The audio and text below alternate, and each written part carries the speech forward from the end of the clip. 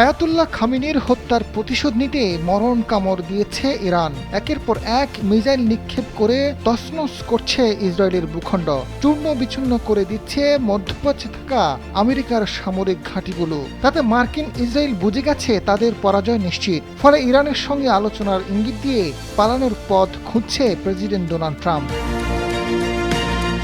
ইরানে হামলার পর 4 সপ্তাহের মধ্যে দেশটিতে সামরিক অভিযান শেষ করার ঘোষণা দেন ডোনাল্ড ট্রাম্প। দেশটির সরকার পতনে জনগণকে রাস্তায় নেমে আসার আহ্বান জানান তিনি। কিন্তু জনগণ তার আহ্বানে সাড়া না দিয়ে উল্টো খামেনির হত্যার প্রতিবাদে বিক্ষোভে ফেটে পড়ে। প্রতিশোধ নেওয়ার ঘোষণা দিয়ে মিত্র দেশগুলোতে থাকা মার্কিন ঘাঁটিতে ব্যাপক হামলা চালায় ইরান।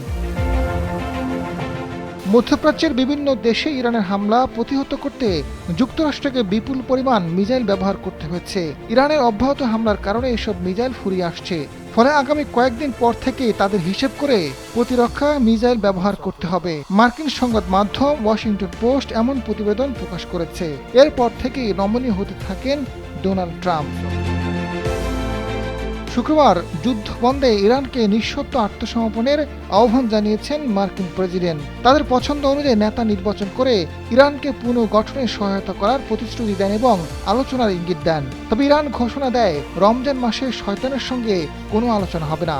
এরপরেই ইরানের স্থলযুদ্ধের আভাস দেয় যুক্তরাষ্ট্র। জবাবে পাল্টা হুঁশিয়ারি দিয়ে ইরানের পররাষ্ট্রমন্ত্রী সৈয়দ আব্বাস আরগচি বলেছেন তারা মার্কিন স্থল বাহিনীর জন্য অপেক্ষা করছেন। এদিকে দখলদার ইসরায়েলকে লক্ষ্য করে নতুন করে মিসাইল ছুড়েছে ইরান। শনিবার ভোরে ইসরায়েলের বীরসিবাতে বিস্ফোরণের শব্দ শোনা গেছে।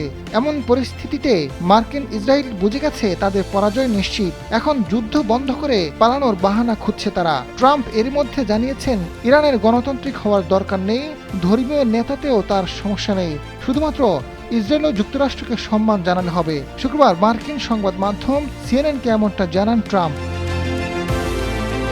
ইরানে আয়াতুল্লাহ খামেনির মতো ধর্মীয় নেতা হন তাতেও সমস্যা নেই উল্লেখ করে ট্রাম্প বলেছেন, এ ব্যাপারে কোন ব্যক্তি নেতা হচ্ছেন সেটির উপর নির্ভর করবে। তার ধর্মীয় নেতা নিয়ে সমস্যা নেই। তিনি অনেক ধর্মীয় নেতার সঙ্গে কাজ করেছেন যারা অসাধারণ। ডেস্ক রিপোর্ট, সময়ের আলো।